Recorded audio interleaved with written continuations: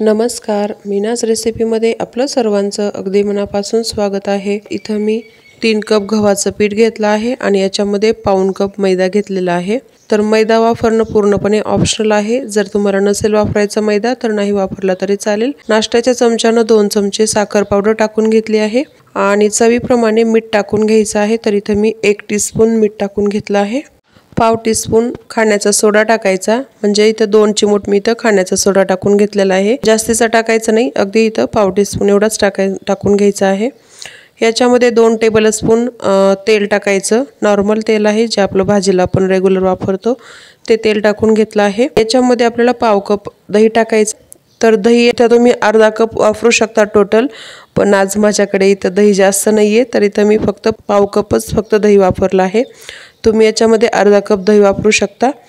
तर आता ह्या सगळे जिन्नस जे आहेत ते सगळं साहित्य जे आहे ते व्यवस्थित असं मिक्स करून घ्यायचं आहे। व्यवस्थित साहित्य एकदा मिक्स झालं की मग याच्यामध्ये आपल्याला थोडं थोडं पाणी घालून पीठ मळून घ्यायचं आहे। तर इथं दह्याचा जो कप होता त्याच्यामध्ये मी थोडंसं पाणी टाकून विसळून घेतलेला कप। हे रेग्युलर आपण जसा पीठ मळून घेतो त्या पद्धतीने असं पीठ मळून घ्यायचं। सैलसर पीठ मळायचं, थोडंसं एकदम घट्ट पीठ मळायचं नाही। आणि या पिठाला एक अर्ध्या तासाची रेस्ट द्यायची आहे।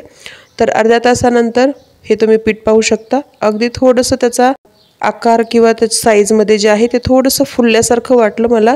ॲक्च्युली फुलत वगैरे काही जास्त नसतं, पण मला थोडंसं याच्या साईजमध्ये थोडंसं जास्त वाटलं पहिल्यापेक्षा। मे बी खाण्याच्या सोड्यामुळे थोडंसं फुगू शकतं। तर याला मी थोडंसं एखादा मिनिट असं मळून घेतलेलं आहे। एकदम असा सॉफ्ट त्याचा असा पिठाचा गोळा एक तयार करून घ्यायचा, म्हणजे उंडा तयार करून घ्यायचा आहे।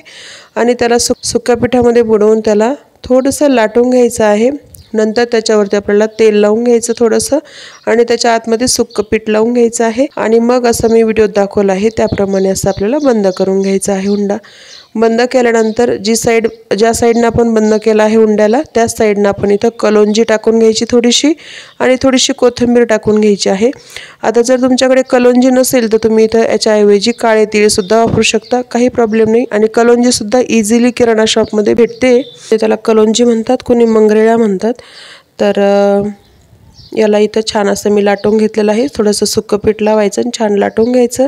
लाटून घेतल्यानंतर इथं तवा गरम करून घेतला होता मी अगोदरच, त्याच्यावरती ह्याला टाकून घ्यायचं आहे या कुलच्याला।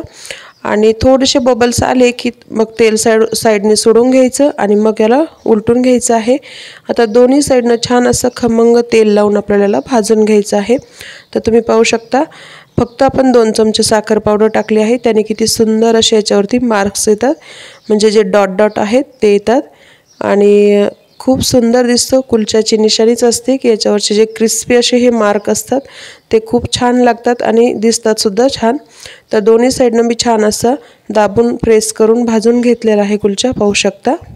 थोडंसं जाडसर असल्यामुळे काय होतं, त्याला थोडंसं मीडियम फ्लेमवरती आपण दाबून प्रेस करून भाजून घ्यायचं आहे। कलत्याने किंवा सवलतण्यानं छान असं प्रेस करून भाजून घ्यायचं। तर मी तर दुसरं आणखीन एक तुम्हाला भाजून दाखवत आहे। अगदी सगळे व्यवस्थित असे टम्म फुलतात हे। तर तुम्ही पाहू शकता, हा आपला सेकंड वाला तर किती सुंदर असं फुलला आहे। सगळेच कुलचे एकदम मस्त असे फुलतात। आणि याच्यासोबत मी इथं मटार पनीरची रेसिपी बनवलेली काल टाकलेली, अपलोड केलेली चॅनलवरती आपल्या आहे, काल मी अपलोड केली होती। तर त्याच्यासोबत कुलच्याला सर्व केलेलं होतं, दोन्हीसोबत केलेलं खाण्यासाठी। पण काल म्हटलं दोन्हींचा मिळून जर एक व्हिडिओ केला असता तर तो खूप मोठा व्हिडिओ झाला असता, म्हणून म्हटलं वेगवेगळ्या सेपरेटच व्हिडिओ टाकून देऊया।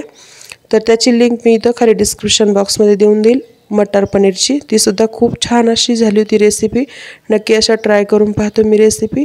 आणि आपल्या चॅनलला जर तुम्ही नवीन असाल तर प्लीज आपल्या चॅनलला सबस्क्राईब करा। तर इथं पाहू शकता आपले सगळे कुलचे तयार करून झालेले आहेत आणि किती सुंदर झाले आहेत, पाहू शकता, एकदम मऊ लुसलुशीत। त्याच्यावरची जी कोथिंबीर आणि कलोंजी जी आहे ती खूप सुंदर दिसते, हे पाहू शकता, मस्त।